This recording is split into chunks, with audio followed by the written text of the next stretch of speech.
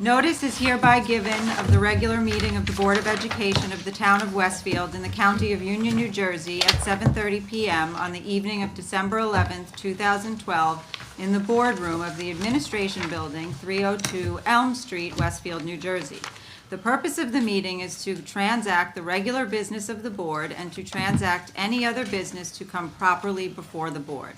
This is to advise the general public and to instruct that it be recorded in the minutes that in compliance with Chapter 231 of the Public Laws of 1975, entitled the Open Public Meetings Act, the Westfield School Board on Friday, December 7th, 2012, caused to be posted at the office of the Board of Education located at 302 Elm Street, Westfield, New Jersey, and delivered to the Westfield Leader, the Star Ledger, the Westfield Library, Town Clerk of Westfield, Alternative Press, and Patch.com, a meeting notice setting forth the time, date, and location of this meeting. May we have a roll call? Rich Matesic. Ann Carey. Here. Jane Clancy. Here. Mark Friedman. Here. Roseanne Kirstead. Here. Ginny Lights. Yes, here. Gretchen Olig. Yes. Mitch Slater. Here. Ms. Lights, will you lead us in the flag? I certainly will. Won't you please join us in the flag salute? I pledge allegiance to the flag of the United States of America and to the republic for which it stands, one nation, under God, indivisible, with liberty and justice for all.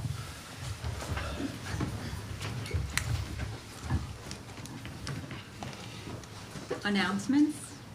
None. I have one. Westfield senior citizens are once again invited to the final rehearsal of Westfield High School's winter choral concert. The rehearsal will take place in the school's auditorium from 11:30 a.m. to 12:20 p.m. on Wednesday, December 19th. Westfield High School is located at 550 Dorian Road. The students' last rehearsal has been enjoyed for several years by senior residents who have commented that the daytime slot is more convenient for them than the scheduled evening performance, which this year will take place on December 20th. For more information, contact the School Community Relations Office at 789-4463. Any other announcements? I do. Yes. This concerns kindergarten and first grade registration. Kindergarten registration appointments will take place beginning January 7th for all children who are residents of Westfield reaching the age of 5 on or before October 1st, 2013. First grade registration appointments for all children who are residents of Westfield reaching the age of 6 on or before October 1st, 2013, and have not yet attended Westfield Public Schools will begin January 9th. Please check the website for additional dates and times and required forms, and the website is the school website, westfieldnjk12.org/register. No, nothing. And I have an update on our efforts to help with the Sandy relief. Our students and our staff have been involved in those efforts, and I have just a few of those examples tonight. On behalf of all the elementary schools, Wilson Principal Joseph Malanga presented a $4,000 donation to the Westfield United Fund's Sandy Relief. This donation was a result of the 12 Days of Giving, established in our 6 elementary schools and Lincoln School to aid Westfield residents that have experienced hardships due to Hurricane Sandy. Other donations were turned over to the Red Cross when checks were made payable to them. Also, Wilson teacher Maureen Willis individually raised approximately $3,700 by selling the Jersey Shore Relief bracelet, with funds going to the Jersey Shore Relief. At the Westfield versus Scotch Plains Fanwood football game on Saturday, November 10th, Westfield High School and Scotch Plains football program supported the American Red Cross hurricane relief efforts as members of the New Jersey Mid-State 38 Football Conference. Each player displayed a decal sticker on his helmet with the logo Jersey Strong to support the cause. At the entrance gate, people donated to support the effort, and both football programs participated to collect $484 at the game. Prior to Thanksgiving, Sarah Soriento, a Westfield High School earth science teacher, wanted to tie in her earth science curriculum and use it as a teachable moment to review the effects of the storm. As she did so, her students became very interested in trying to figure out a way to help those who were impacted by the storm. So each of her classes decided that they would bring in donations, and the teacher agreed she would bring them down to an area down the shore that was helping those who were had lost their homes, and also those from the National Guard who were down there guarding the area. So they've already brought down a car full of food, of coats, of Home Depot cards for people. And people at the high school are continuing to help in this effort and continuing to bring down carloads of goods to people down. It's right near where the barrier islands are. Now, those efforts continue, and all of Westfield High School is participating. So right now, the high school is involved in collecting holiday gifts for needy families, cleaning supplies, and monetary contributions.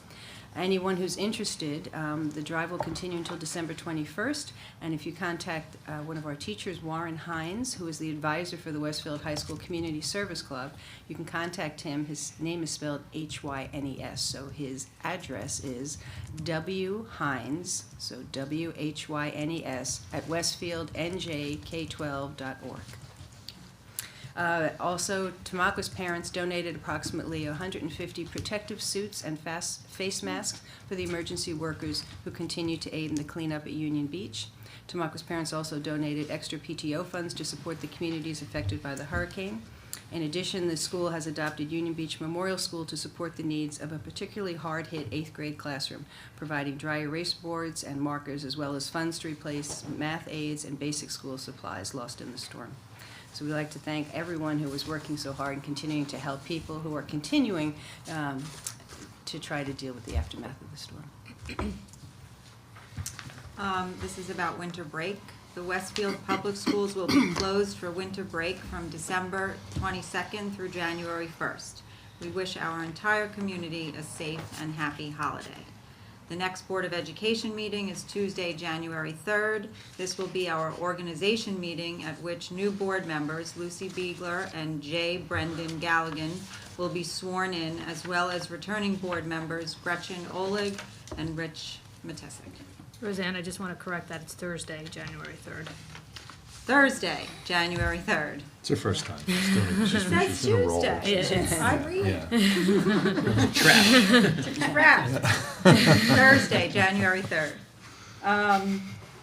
I'd like to recognize the public for agenda items only.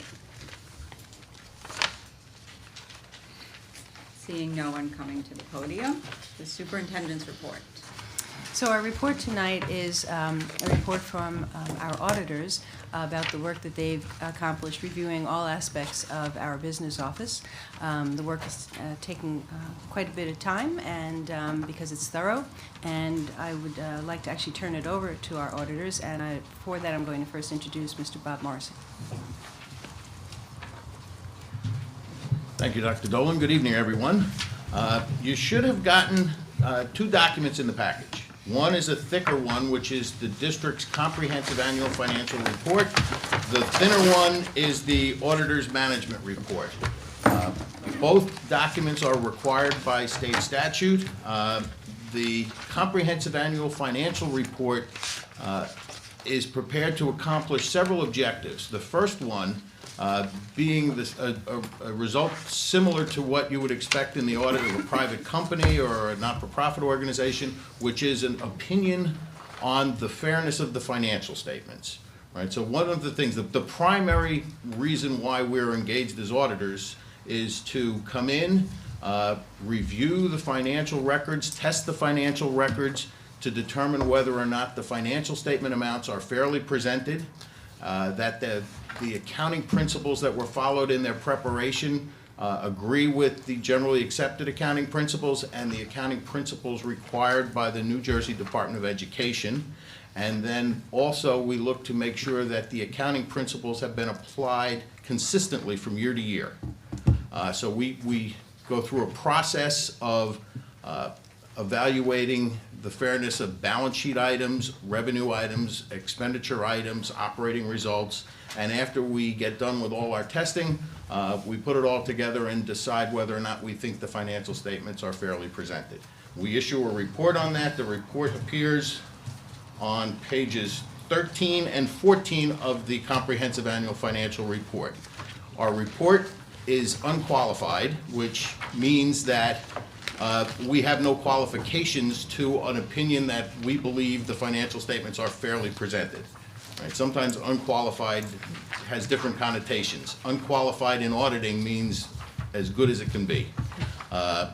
So essentially what our audit report says in layman's terms is that the financial statements are fairly presented and accurate, that the accounting principles used were appropriate, and that they're applied consistently from year to year. I usually mention at this point that part of our examination also includes evaluating interim financial reporting that the board receives, because we believe that if the board is not getting good, accurate financial information on a monthly basis, the planning process becomes very difficult, because if you're working with bad numbers, you're going to get bad results. Our testing also included the fairness of the board reports, and we believe that the information the board is getting on a monthly basis is accurate, complete, and fair. So that's a very positive thing. It gives you some comfort as you get deeper into the next budget process that the baseline information that you're working off of is accurate.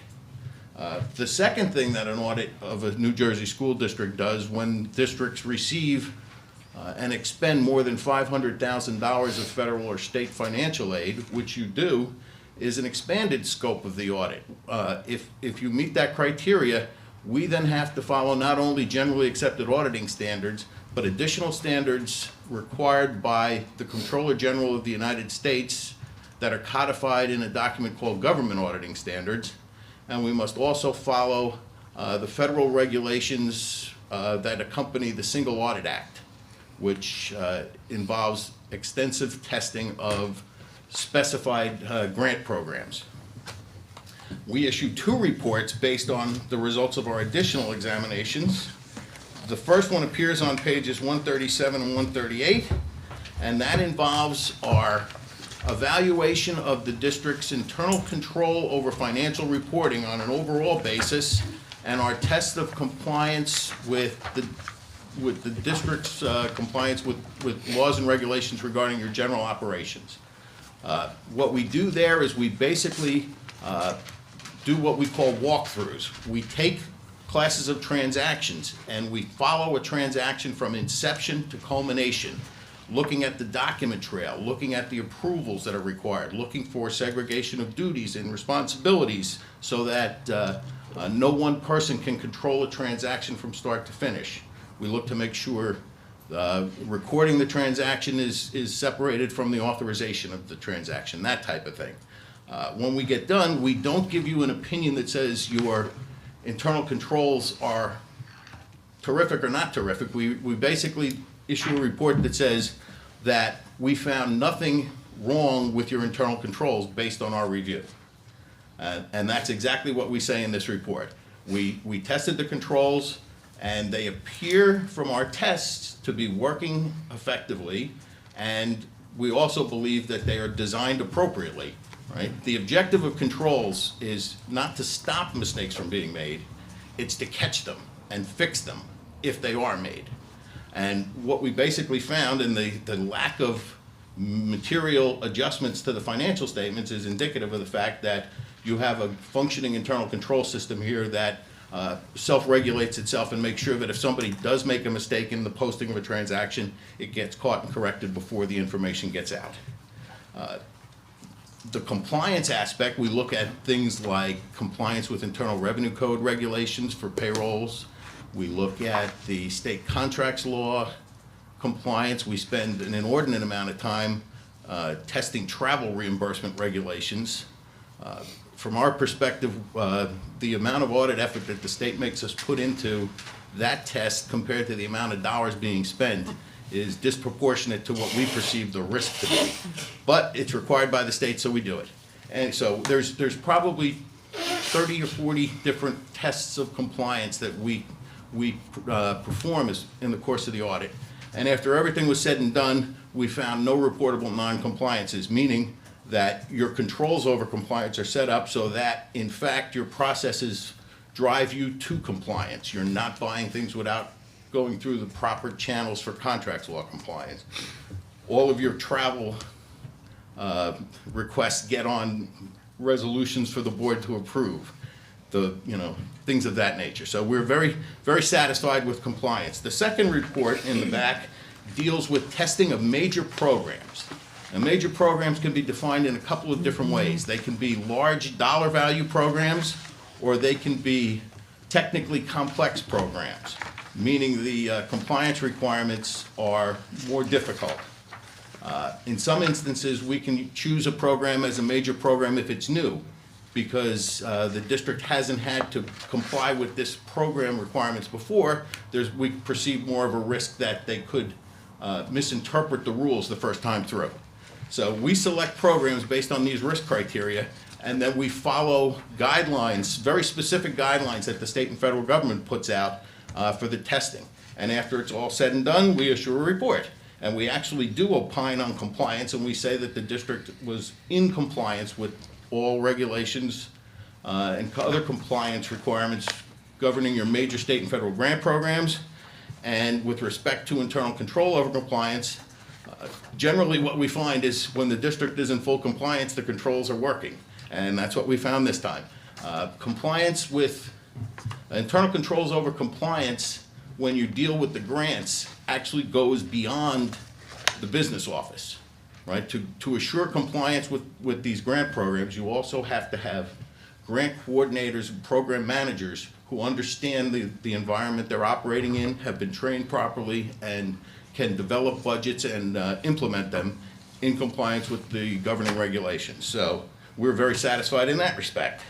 So 3 reports. Yes, ma'am. When you say grants, you mean the federal funding we're getting? Well, federal and state. Okay. But the more complicated grants tend to be the federal ones. Right. So we issued 3 reports, and all 3 reports are as good as we can issue, meaning we're very satisfied. We're satisfied with the financial statements, we're satisfied with the internal control structure, and we found no items of non-compliance. So that's a very positive report.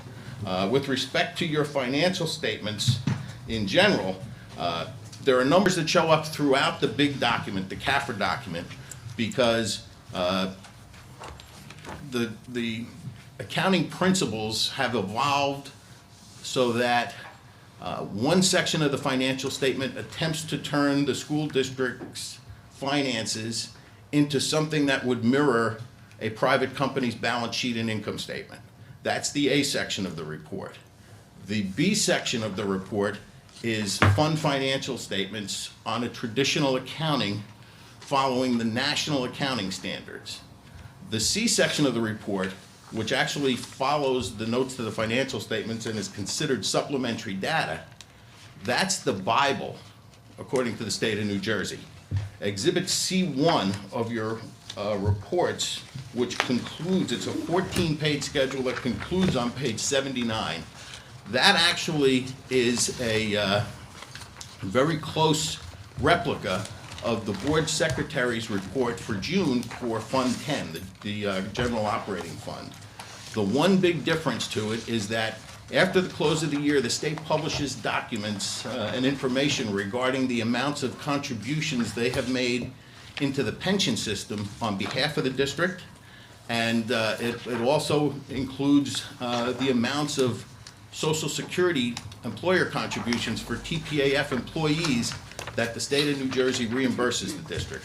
The pension contributions and the Social Security reimbursements are required. The state is responsible for those payments based on the Constitution.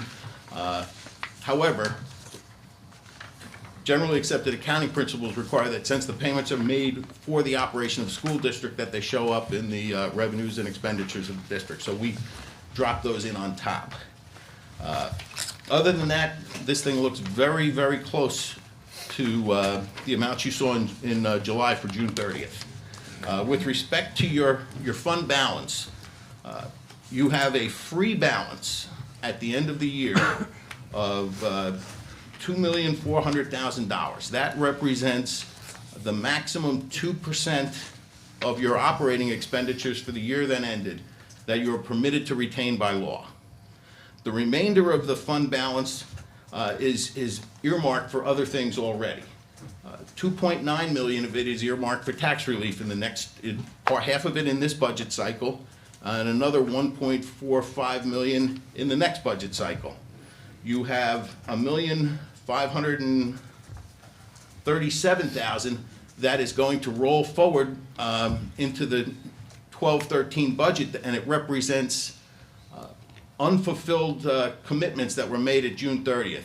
The vast majority of that 1,537,000 represents open purchase orders for the maintenance projects that were authorized during the last school year. Purchase orders were issued, but the work wasn't completed. So those will complete probably during this cycle.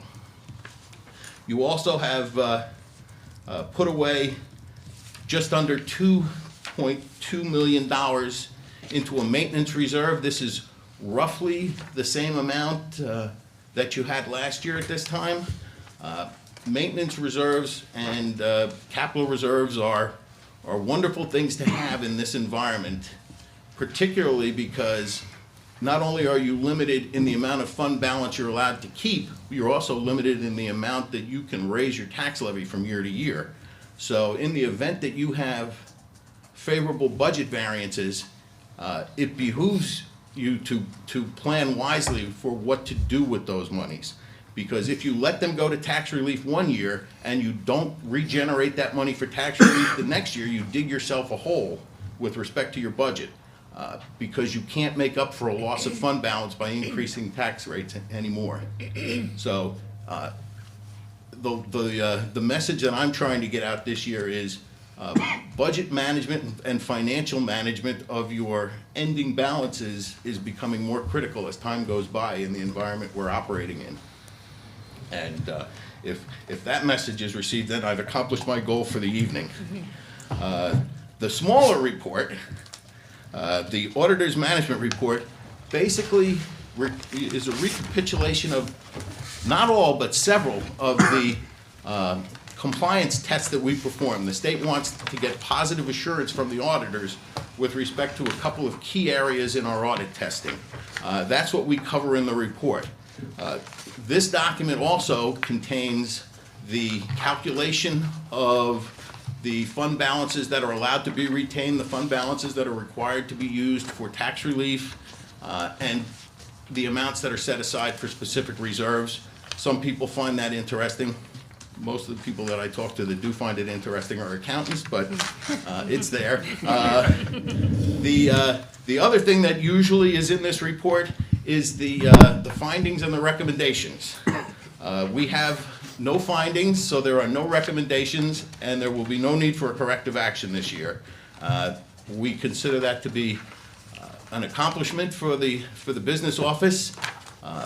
We would note, though, that they haven't changed the accountability regulations for 3 years, so what you're starting to see is everybody's caught up. I mean, this district has been very good with respect to compliance and staying ahead of the curve. We have had some problem children, but even they're starting to finally catch up and generally comply with the requirements. The bad news is that the accountability regs are going to expire, and a new set are going to come out next year, and they never leave them the same. So the business office will face some challenges probably in the next cycle, depending on what the new accountability regs call for. But for this year, no comments, no recommendations, and clean as a whistle. We're very happy with the results, and as usual, we always get the cooperation of the staff. And this year with the that little wind and rain that we had, it was a little difficult getting everything done within the statutory time frame. We did, and that's also in large thanks to the staff for really helping out when things got tight. And I'd be happy to field any questions.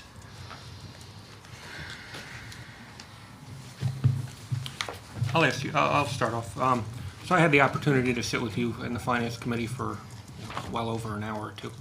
So that was helpful to go through in great detail the audit report and findings. One of the areas that we had focused on in finance, and there were several, but one of note, I think tonight, was what you said about the fund balance and the fact that we carry forward 2%, which is allowed by law. I look at that as sort of an emergency fund. So we would have that available in the event an unforeseen circumstance came up in the next year. Is that accurate? Absolutely. And a little history might Sure. help. Thank you. I've been doing this for a long time, for 35 years now, actually. When I first started, the ratings agencies, the Moody's and Standard & Poor's were the only two ratings agencies that were in business at the time. They would recommend that you retain 10% of your operating budget as fund balance in order to maintain your bond rating. And we used to have clients that kept 10%. I guess it's about 20 years ago, the state first passed regulations limiting the amount of fund balance you could accumulate. And that was after one of our clients built a high school with a referendum that called for no bonding because they had accumulated $8 million in fund balance for building a high school. Anyway, they passed a regulation that limited you to 6% of your operating budget. A few years later, with pressures for tax relief, they came back and lowered it to 3%. And then a few years ago, they lowered it to 2%. My concern all along has been it doesn't take a real strong wind to do enough damage to a school that you can go through $2 million. And if it happens to multiple locations with insurance deductibles being what they are, you might use it all on what might not really seem to be a catastrophic occurrence. And if you think about the costs of tuition for outplaced students into private schools, 2 or 3 additional unplanned students being placed could conceivably cost you $1 million that you didn't have budgeted. So 2% is not very much, and while it's really an emergency fund, it's not a big enough emergency fund for all of the things that could happen in a worst case scenario to you. Thank you.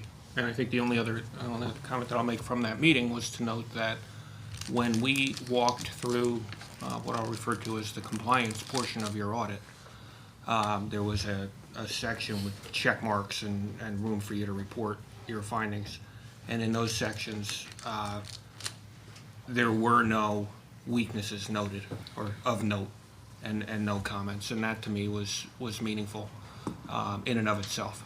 Yes, from our perspective, the report should indicate that management of the district understands the rules and is following the rules, right? That's half the battle, right?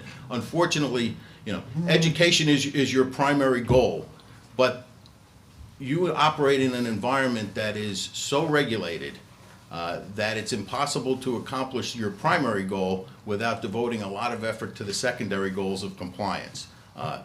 Some places don't do that, this district does. Thank you. Anyone else? Questions or comments?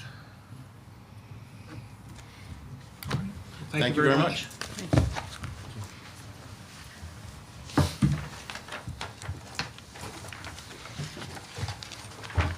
Anything else from the superintendent's report? No, that was the only report tonight. All right. I would ask the board to approve the minutes of the board meeting held on November 27th, 2012, and the private session minutes of November 27, 2012. Second. All those, any comments or questions? All those in favor? Aye. Anyone opposed? Any abstentions? Thank you.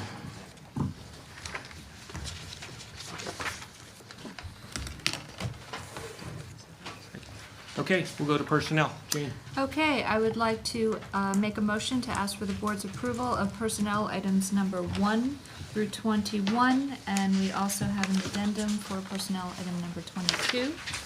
Second? Second. Questions? Thoughts? Additional information? I don't think I have additional information. Okay. Start the vote. Rich Matesic, Yes. Ann Carey. Yes. Jane Clancy. Yes. Mark Friedman, Yep. Roseanne Kirsted, Yes. Ginny Lights, Yes. Gretchen Olive, Yes. Mitch Slater. Yes. All right. Anything else under personnel? Facilities? Brings us to facilities. What was that? So fast? You never know what's the last meeting. Sorry. Mighty big night for facilities. I do not have a report.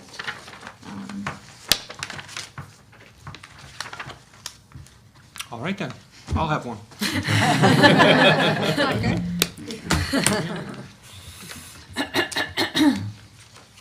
All right. Some sneakies going on. Yeah, now we're trying to, timing, it's all about timing.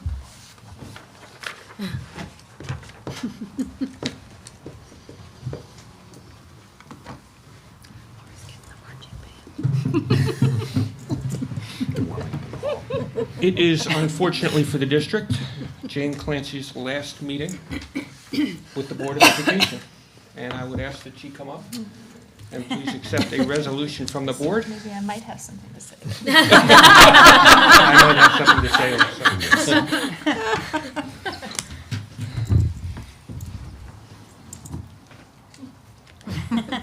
All right.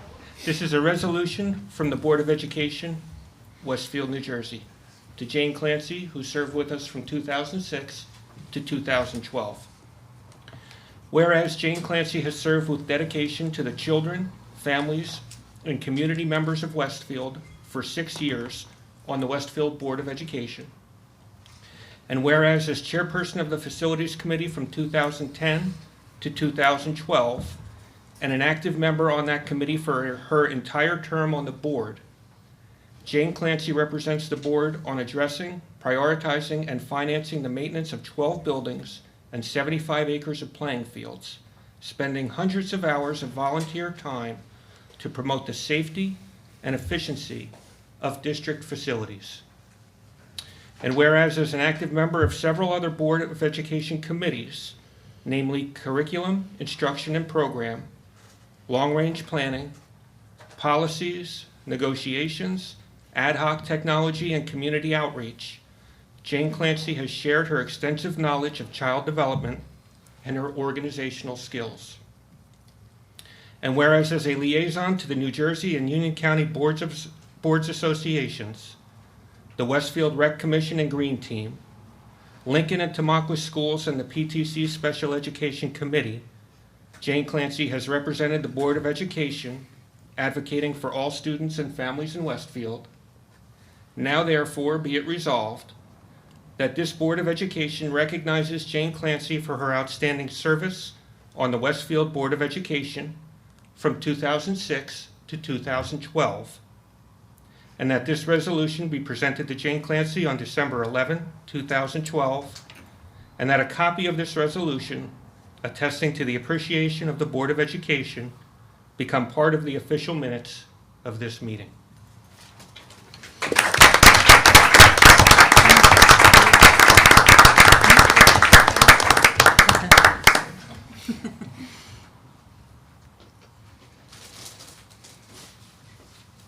So I'd like to say a few words, and I'm sure board members would like to. You're welcome to go first if you'd like.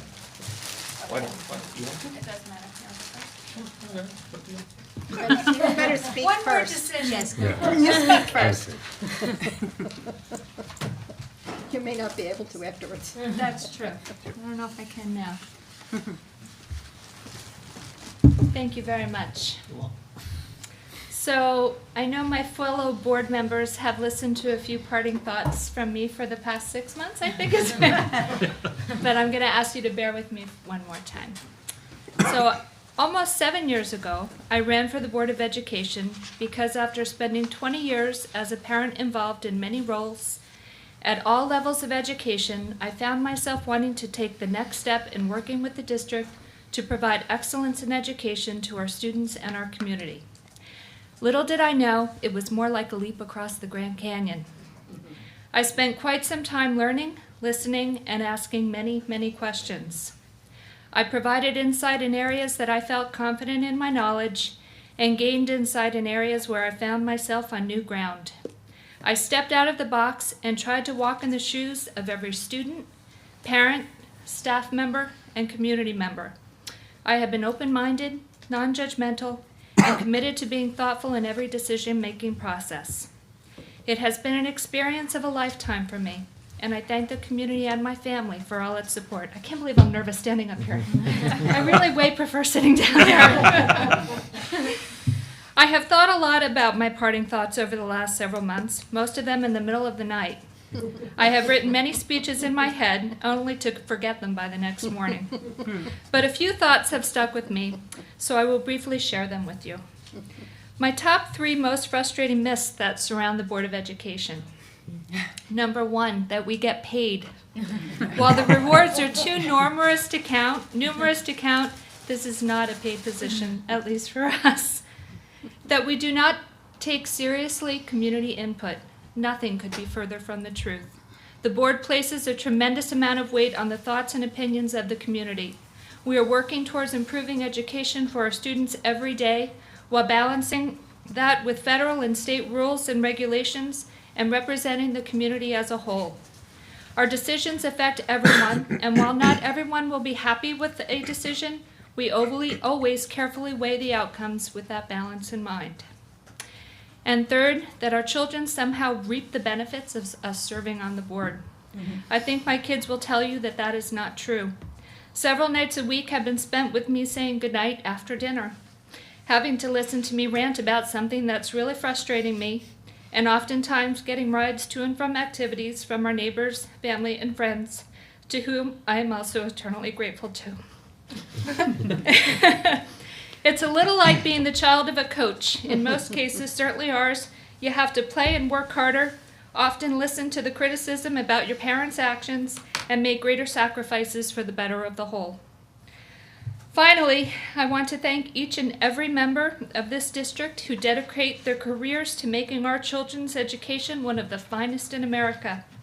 I have said it many times before, but I'll say it one more time. I feel so fortunate to live in this town, and I leave this board with every ounce of confidence that our children's educational future is in the best of hands.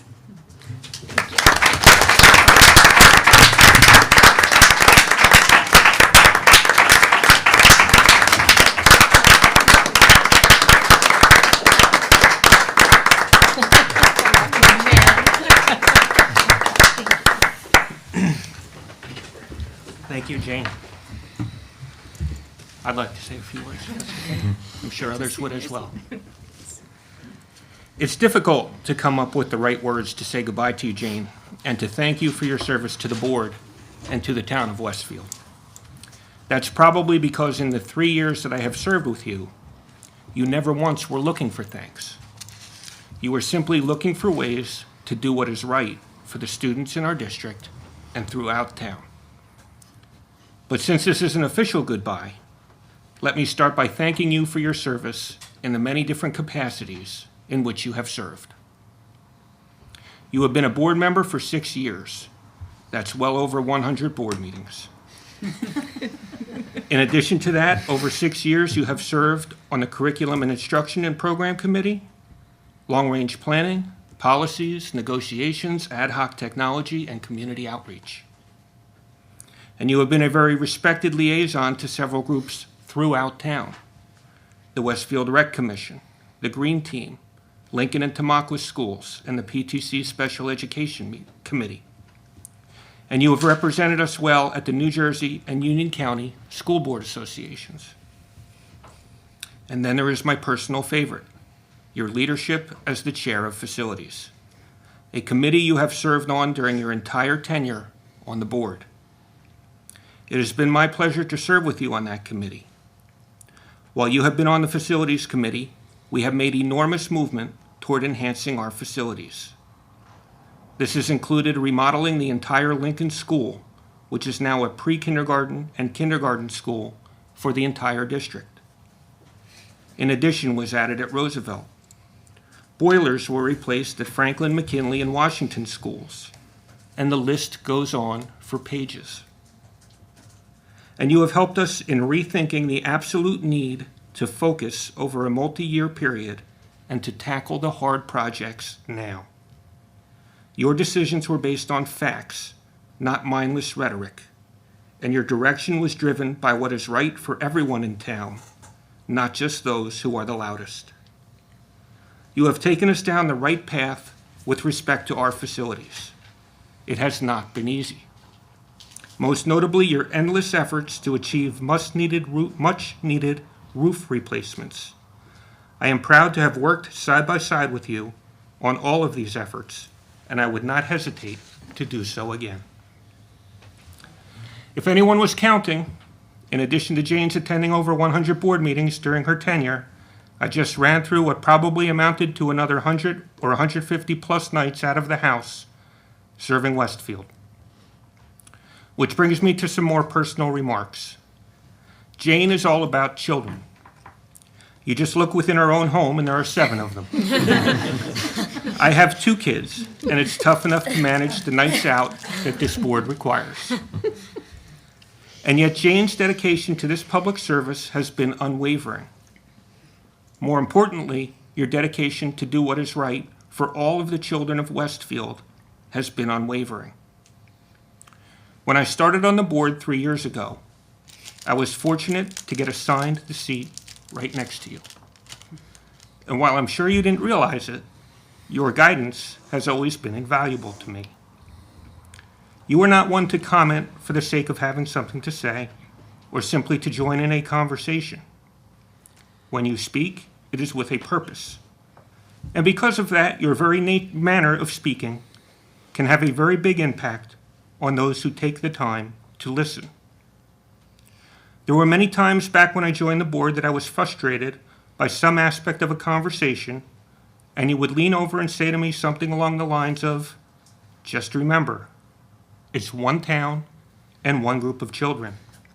If we work together to accomplish something that helps the children, we all benefit." Jane, is really hard to push back on that one. But that simple, if not obvious piece of advice often gets lost in the most hotly debated topics, and you have continued to remind me of that throughout our 3 years together. It has helped to shape my views as a board member, and I really want to thank you for that. I will try to remember it. You are a teacher at heart, not just by profession in the classroom, but by the way you choose to live your life. You would prefer to solve all of your problems with a big hug rather than confrontation, and you are probably right. You prefer to sort through the facts intellectually and figure out solutions to the issues rather than just arguing your way through things, and you are definitely right.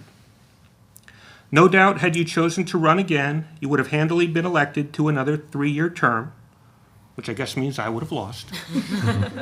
So I will thank you for that as well.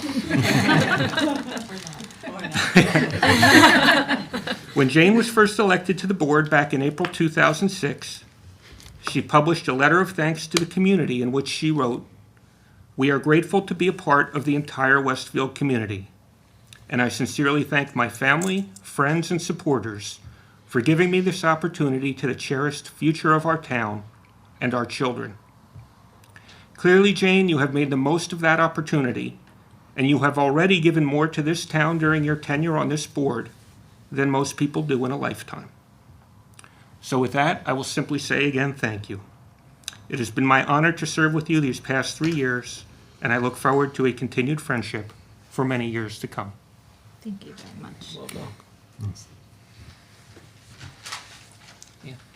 Well, I'm not sure how you follow that. So I'll be short and sweet. Jane, I'm going to miss you. Thank you. I will miss your common sense and your compassion and your expertise in education. I served with you for 6 years on curriculum, and you always were able to bring us back to student achievement. Even when we went off on tangents, you were always like, well, what are we really trying to do here? We're just trying to help our children, and you always brought us back to that. And I hope when you're gone, we can still continue to always bring it back to student achievement. And so, on behalf of the board, Jeepers. Isn't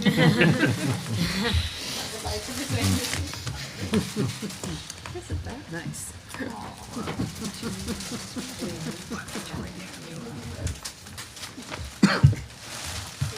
Pretty flowers. Those are gorgeous. Those are I'm taking pictures. Taking pictures and posting. Can you read a picture? Absolutely. Absolutely. It's the first time, Jane, you're gonna be on Mitch's Facebook page. Put them right up here.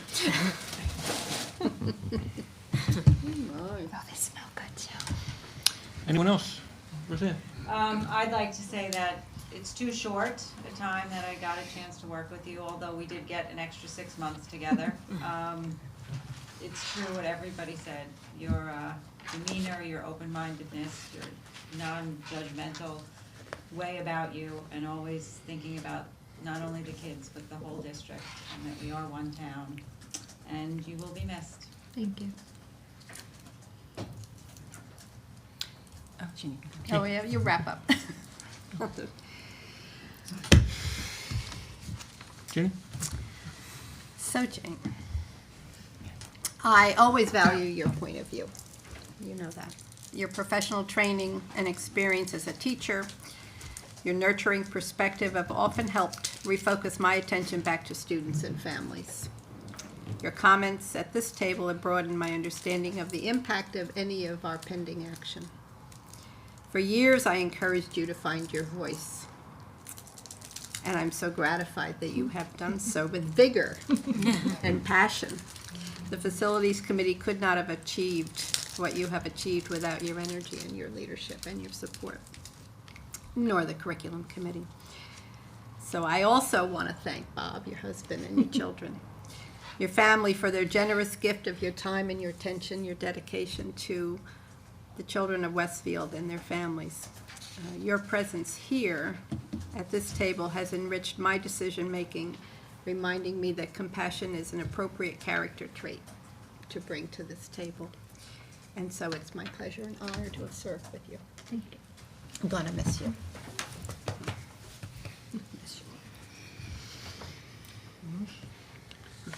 Just to add to everything that's been said, I feel very fortunate that in the future, I will, one of the things I'll be proudest of is that I got to serve with Jane Clancy. Thank you. Thank you very much. No, thank you.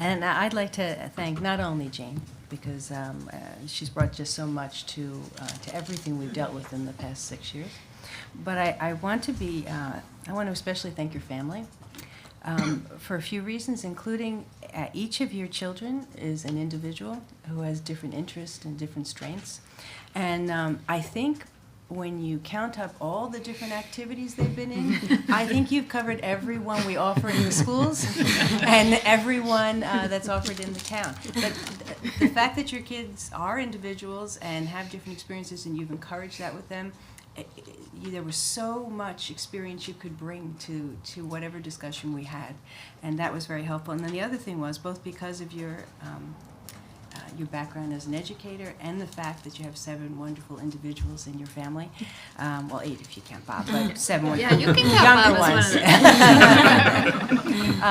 ones. You never forgot that this district has to make sure that we have to reach all of the children. There's not one type of child in Westfield. There are more than the 7.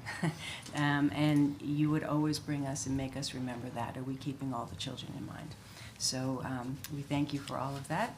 I have this feeling you're still going to be helping Westfield, and you'll still be available for questions regarding education. But thank you for everything you have done for us. Thank you. Thank you very much, everybody. I really appreciate it. I have to take a breath for it. It's a little overwhelming, but Some water? yeah, I think I'm going to have a Smartie. I think I might have the whole pack. Anyone else? Anyone from the audience want to say anything?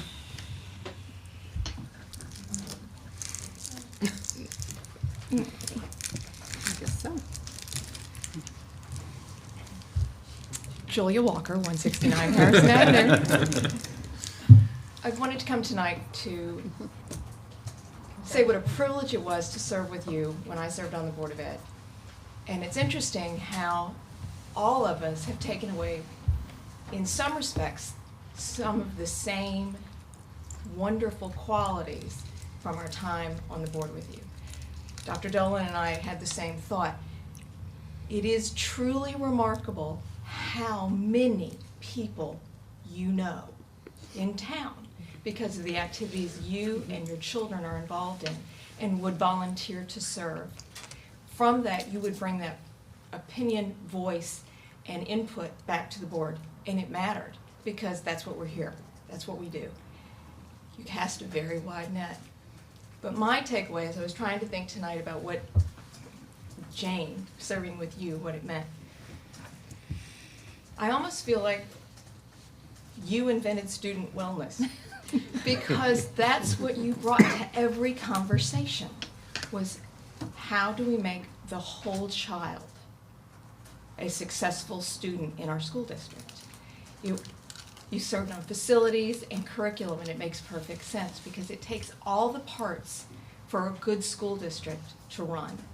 And you worked on all the committees that made that happen, and every time we would meet and at every board meeting, you never lost focus that this is about the happy, healthy, achieving student, and all of those parts work together. So thank you very much. It has been a privilege serving with you, and Westfield will miss you very much.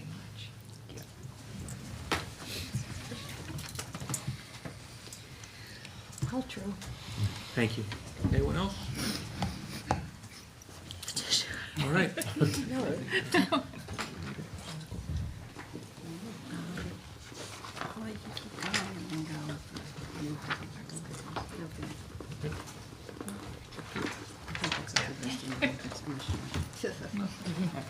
All right. Long-range planning. Jeannie. No report. Policies. Roseanne?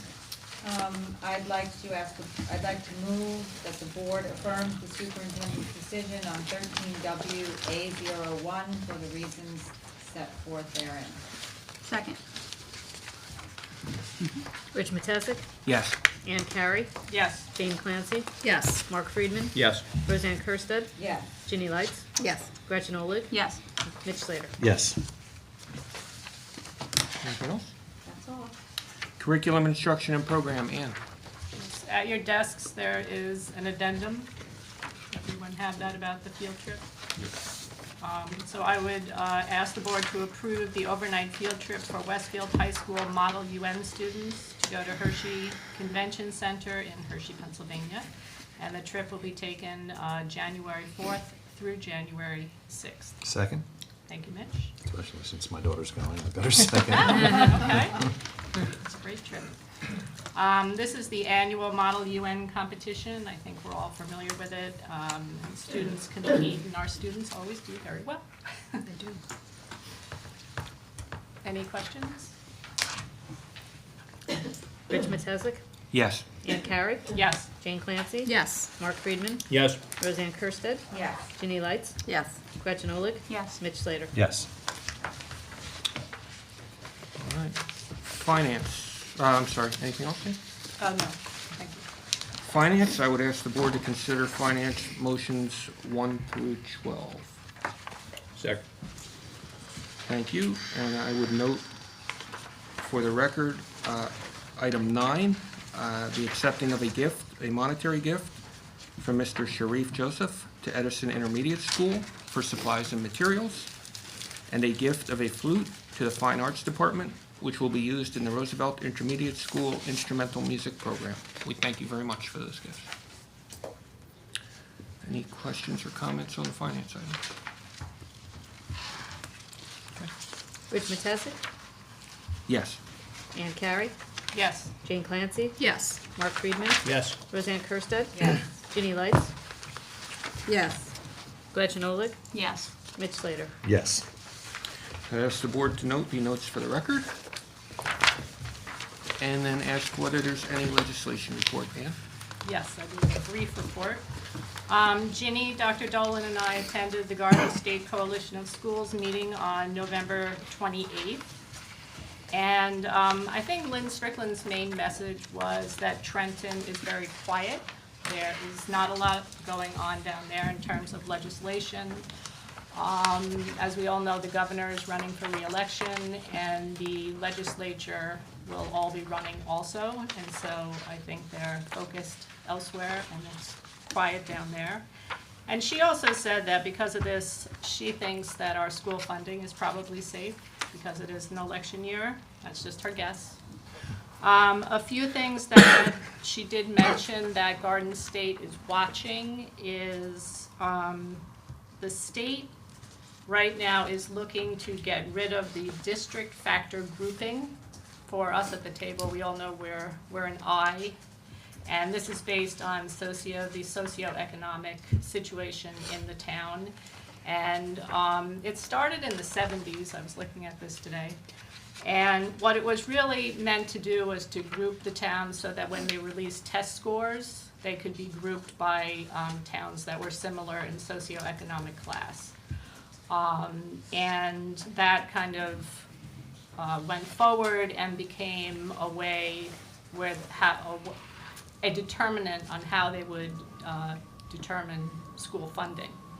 And so I'm not exactly sure why they're getting rid of this. I don't think Lynn did, but it's something we need to watch because it may, in the future, impact our school funding. Another thing that they're watching is school choice. Governor Christie is going to be talking a lot about that and pushing school choice. Not sure how it's going to affect us here in Westfield, but that's something that they're definitely looking at. And also revisions to Chapter 78 may be coming, and that's the health care law. When was that, 2-3 years ago that was put in place? 2 years ago? I would think too. So those are some of the things they're looking at. I don't know, is there anything else you wanted to add, Dr. Dolan? No, I think you touched on all of it. Yeah, I think you touched on all of it. Okay, thank you. Any unfinished business? Any new business? I have one item. I'd just like to read something that I had prepared. As we all know, as we are sitting here tonight, the fate of a $13.6 million bond referendum is being finalized and tallied. I am hopeful it will pass. But if it fails, we will work together as a board to find the best way to accomplish what we all know to be necessary without bond money, the replacement of the vast majority of the district's roofs. I am thankful to all the people who have reached out to help support the bond, and I will readily acknowledge that there are many in town who will vote no to any bond because they will never vote for any increase in taxes, whether good for the community as a whole or not, and that is fine.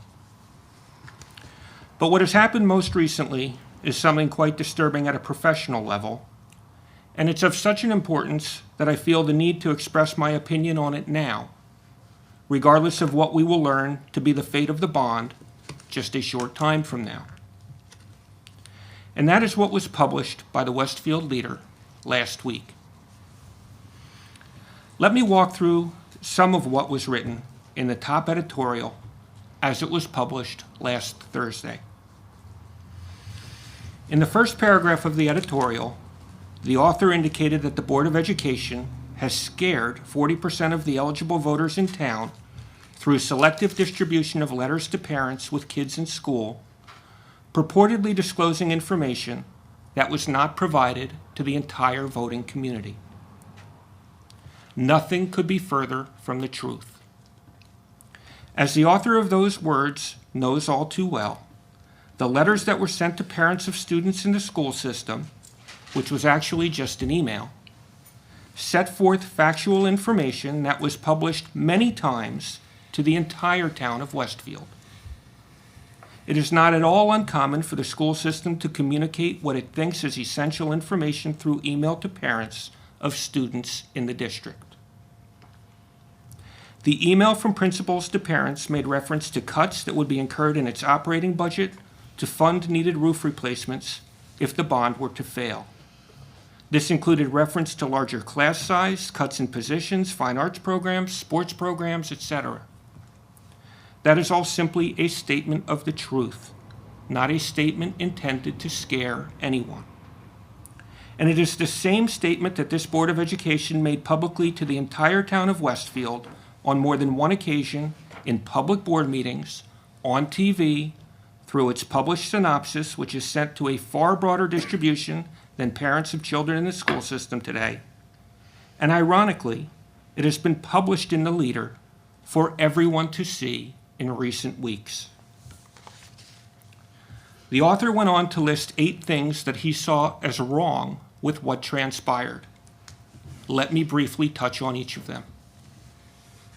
First, the author writes, "Is the school system skirting the law with this bond by their own words? If this bond does not pass, spending caps determined by the state." While the author's point is not really clear, I think the author is suggesting that the board is doing something unlawful. Yet the board is doing exactly what the law allows us to do. The law permits bonding of major capital improvements, and our bond council confirmed that our roofing projects qualify for the bond referendum. Does anyone really think we didn't check that? In fact, all aspects of the bond referendum process have been overseen by the board's independent bond counsel, one of the premier bond counsels in the state. Second, the author asks whether the school system is using taxpayer money to advance their own agenda. Is there a conflict of interest from the principals, he asks.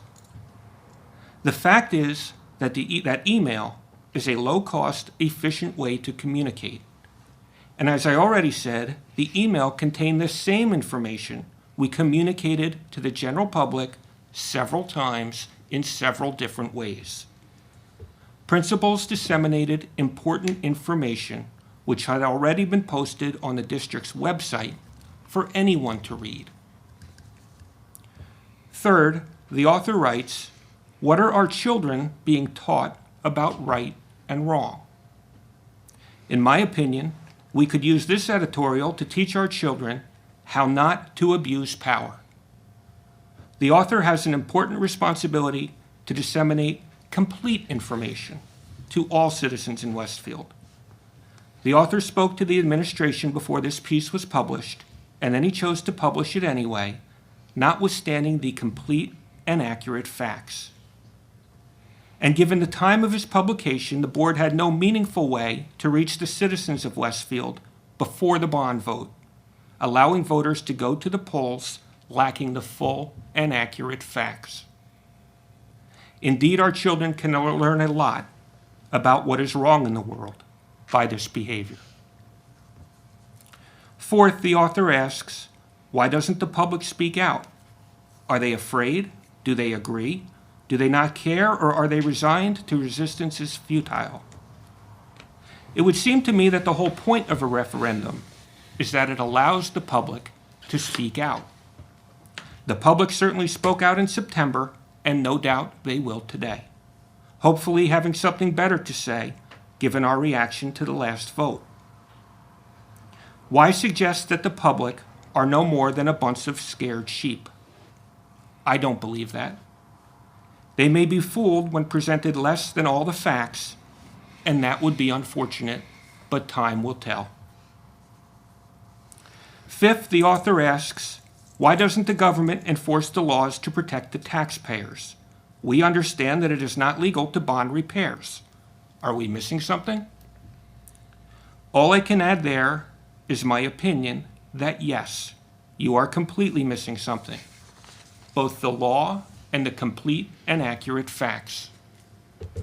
The Westfield Board of Education is utilizing a permissible state mechanism to bond roof replacements. The leader knows this and has reported on it many times. We have reported, for example, that the high school roof can't wait any longer to be replaced, and whether or not the bond passes, the high school roof will be replaced next summer. Yet the author expresses an understanding that our repairs are not legal, providing no support, no basis in facts for his statements, and no shame in his resolve to tilt the public down a misguided path. Sixth, the author asks, is the school system mismanaged such that they can't operate a sound budget and repair roofs? As the author has heard before, the Westfield Public Schools are actually very efficiently run. He has access to the studies which show this. Reports regarding cost per pupil, for example, which reveal that we are well down the ladder when it comes to per pupil spend. And as we have said many times, and as the author has published, we are choosing to fund roof replacements outside the operating budget because otherwise the cuts we make will be very real and very immediate. I have already said more than once, and it has been published, that as a board we need to start saving for future capital projects such as future roof replacements. But to cut the operating budget by $4 million a year for approximately the next 4 years just to replace our roofs will significantly weaken the excellence in the well-rounded education that we provide to our student body and that so many good people have worked so hard to create over many years. Seventh, the author asks, if $100 million a year is not enough, then how much is enough? Where does it end? This question simply avoids what the board has been saying all along. We have a very large capital expenditure for roofs to contend with. We can say it's too much to bear and force the board to cut operations. But who really wins in that case? We will have done a complete disservice to the town of Westfield, to the parents who send their kids to school here, to the kids who seek a fine education here, and to those who benefit from higher property values due to our fine school system. Asking the public to bond the roofs to avoid all of this is the reasonable and responsible thing to do. If the public rejects that notion, so be it. But the author should have let the public vote based on all of the facts. That was his professional responsibility, in my opinion. Finally, the author asks, if parents want more than that provided by the general public obligation, then should there be a surcharge for what they want? I'm not sure that that question makes sense, but presumably the author is simply suggesting that we start to allocate more of the cost of the educational system on those with kids in the school and leave the taxpayers whose kids have already benefited from our schools and whose kids are long gone alone. If that is what was intended, it again is hard to understand. People move to Westfield to raise their children while settling for the long term. They do that because they know they have a school district that is committed to continuous excellence in education. That can be hard to accomplish, particularly in a down economy. But excellence in education requires some backbone. We can't decide each year that we will keep changing up the offerings so kids get what they get, and too bad for the kids that had to be educated in tough economic times. The author concludes by asking the question that I have to believe is no doubt on everyone's mind. Why is it necessary in this fine town for this column to be written? At last, the author and I can agree on one thing. Spreading less than all the facts in a town's newspaper's editorial column in a manner intended to steer a vote a particular way and thereby abusing the public's trust should never have occurred. Thank you.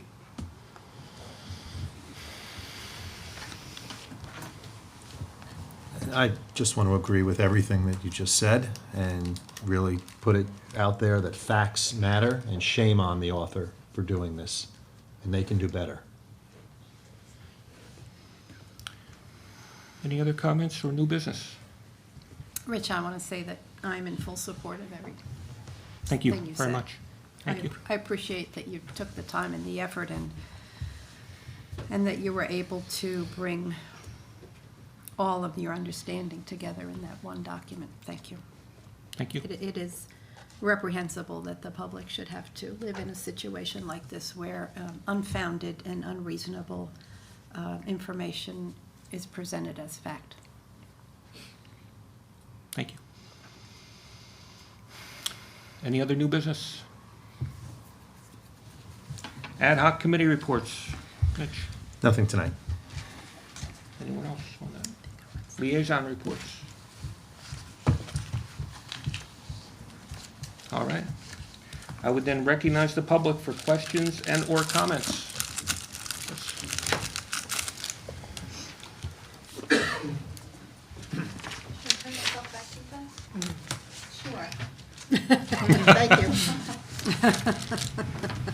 That's our preference.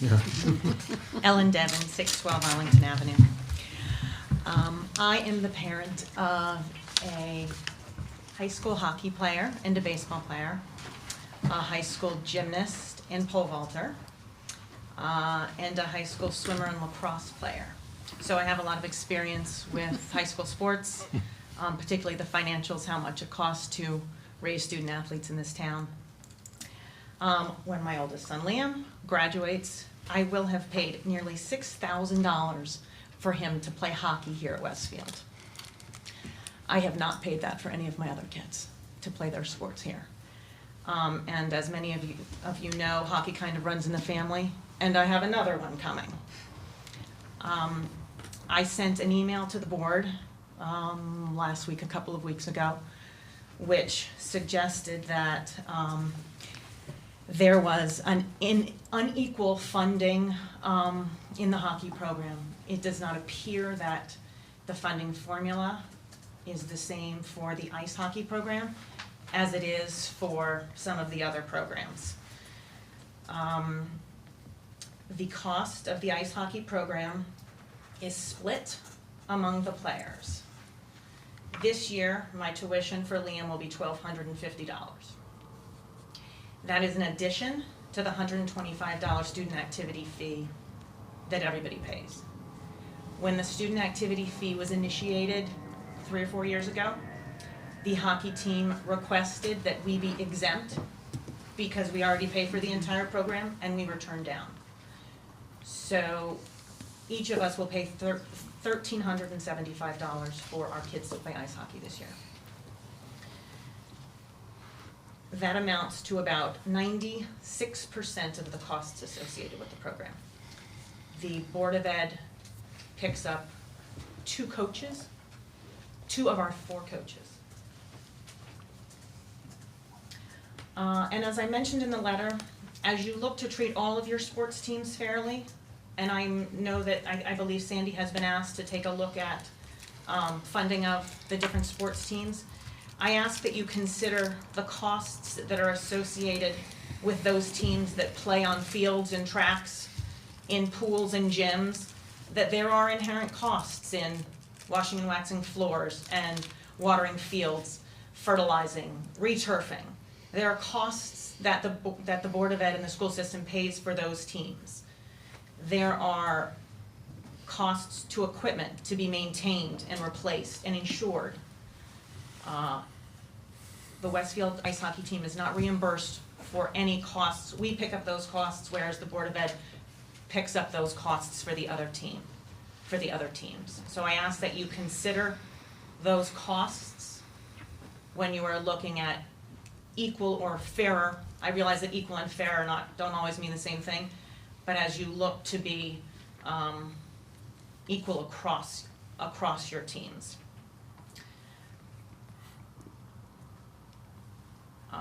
And I think Kathy Caddick is going to try and give us some more details about the history of the program.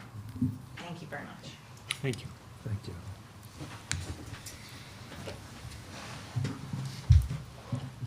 My name is Kathy Caddick. I live at 856 Embry Crescent. My son Chris is a junior on the Westfield High School hockey team. I'm here tonight to request that when compiling next year's budget, you consider allocating more funds to the hockey program. I'd like to highlight some facts for you to consider.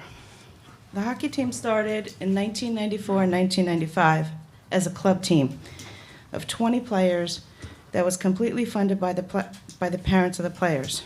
They were the first team in Union County. The cost was $300. Today, the hockey team consists of varsity and junior varsity co-ed teams with 38 players from freshmen to seniors. The Union County Division has expanded to include teams from Clark, Cranford, Summit, Scotch Plains, Dayton, and Governor Livingston. The cost to play is $1,250 plus the $125 activity fee. The Board of Ed was approached in 2002 and The board was approached in 2004 and 2005 by the Hockey Association, a not-for-profit organization, to assist with the cost. They agreed to pay for 1 varsity and 1 JV coach. We currently have 4 coaches, and the other 2 are paid by the parent organization and other fundraising activities. That year, the board also agreed to pay for away game busing. However, away games did not include games played at Warnaco, Woodbridge, or Union Rinks. This year, the varsity schedule includes 21 regular season games and counties. The board will provide 5 buses, not including state playoffs. The JV team will play 15 games and a JV jamboree, and the Board of Ed will pay for 4 buses.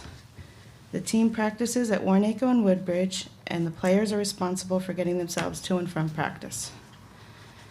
The players are responsible to purchase their own equipment, which includes skates, elbow pads, shoulder pads, protective gear, helmet, gloves, and a conservative average is $950. That does not include sticks, mouth guards, tape, and skate sharpening. The association covers the cost for pucks, water bottles. They pay for the ice time, which is approximately $45,000 a year. Our insurance is $2,500 a year.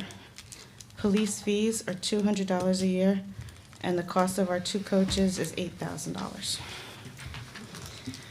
We are not unreasonable parents. We know the cost of hockey is expensive.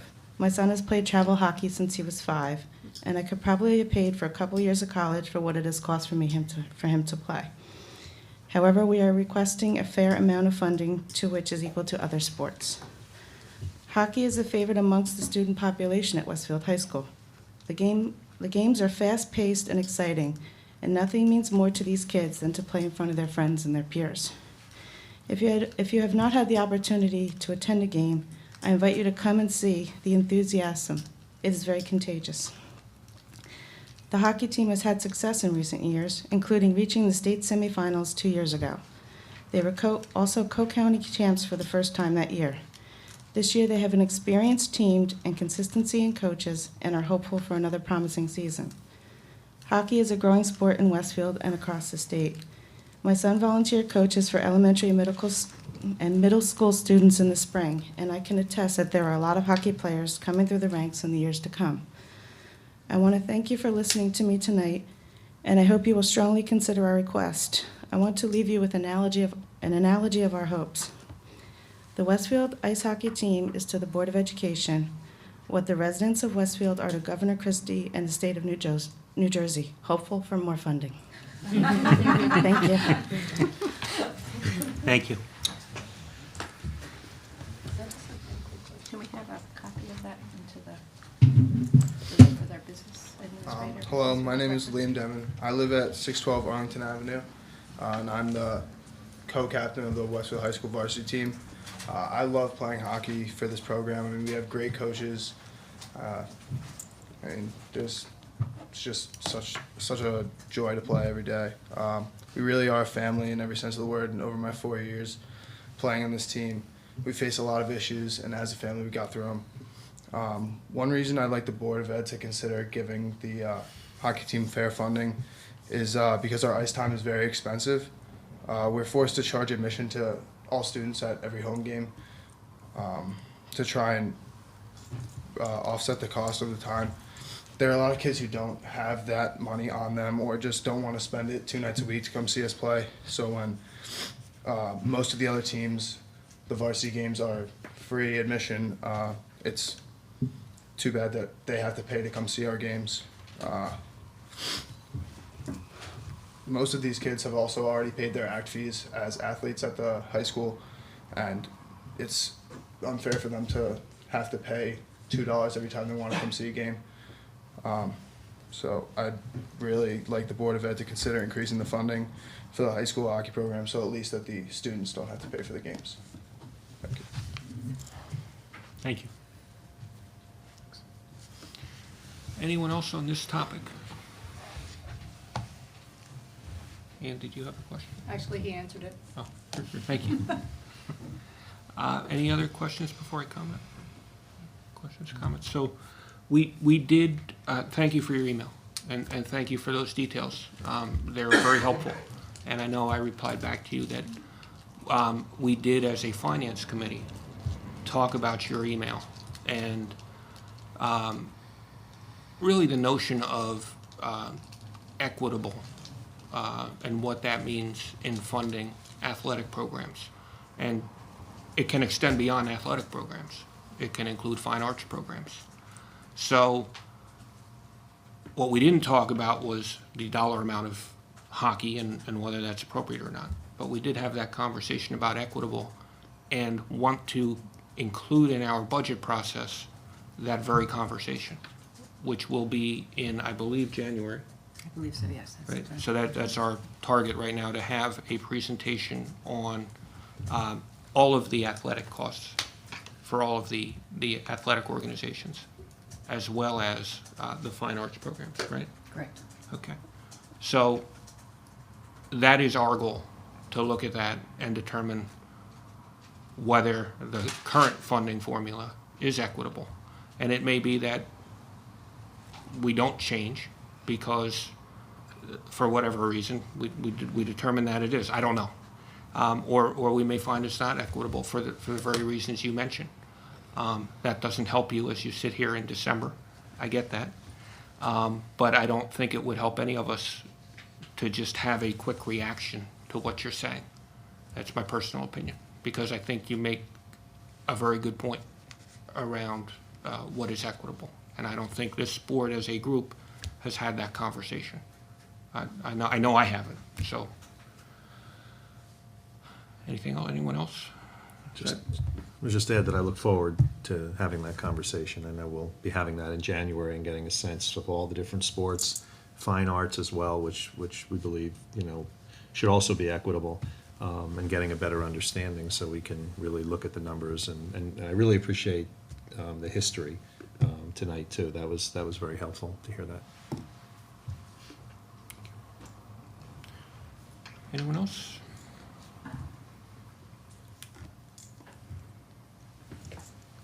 All right. Any other comments on any topic?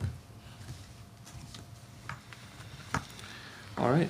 Seeing no one come to the podium, I'd ask the board to approve the following resolutions. Resolved that the Board of Education move into private session for the purpose of discussing matters rendered confidential by state or federal law, personnel, pending or anticipated litigation, and pending or anticipated contract negotiations. And be it further resolved that any discussion held by the board which need not remain confidential, and the results of the discussion will be made public as soon as practicable. Second. All in favor? Any opposed? Any abstained?